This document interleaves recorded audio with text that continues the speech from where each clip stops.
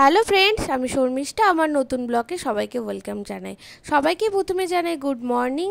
আর আমার নতুন ব্লগে যারা যারা এসছো তারা প্লিজ চ্যানেলটাকে সাবস্ক্রাইব করে দিও, আর আমার পুরো ভিডিওটা স্কিপ না করে অবশ্যই দেখো। তো এদিকে আমার সকালবেলায় ভাত একদম রেডি, আর এখানে হচ্ছে কুমড়োর তরকারি, আর হবে ভেন্ডি, একদম টোটালি নিরামিষ। কারণটা তোমাদের একটু পরেই বলছি। তো দেখলে রান্না বান্না চলছে, আর অনেক দিন ধরেই ভাবছি যে পায়ে একটু আলতা পরবো, তাই সুন্দর করে বসে পড়লাম আলতা পরতে।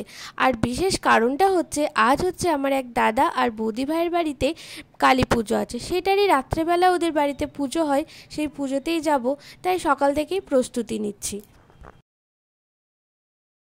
আমার পুরো পায়ে আলতা পরা রেডি। কেমন হয়েছে অবশ্যই কমেন্ট করে জানিও কিন্তু। তারপর স্নান টান সেরে নিই, আর দিতে হবে পুজো। তো স্নানও কমপ্লিট, আমার ঘরের এই যে ঠাকুরকে সুন্দর করে পুজো দেওয়া হয়ে গেছে, তারপর খাওয়া দাওয়া করে নিই। তো এখন বাজে প্রায় রাত্রে 9:30, আর আমরা এই যে সুন্দর করে রেডি হয়ে চলে যাচ্ছি পুজো দেখতে, আর তোমাদেরকেও দেখাবো কোথায় কিভাবে কি পুজো হচ্ছে। তো এই জাস্ট পুজো শুরু হলো, আর আমরাও এসে পৌঁছেছি। আর দেখো এই যে হচ্ছে সুন্দর এক কালীমার পুজো। এই পুজো বৈশাখ মাসেই হয়ে থাকে। এই দাদা বৌদির বাড়িতে প্রত্যেক বছর এই বৈশাখ মাসেই এই পুজো করে থাকে।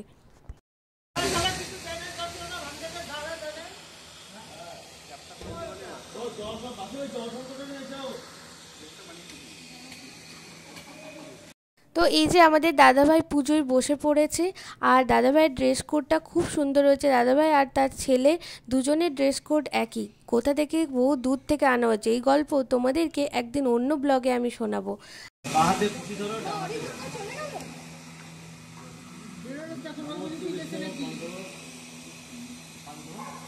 ভিডিও করছি।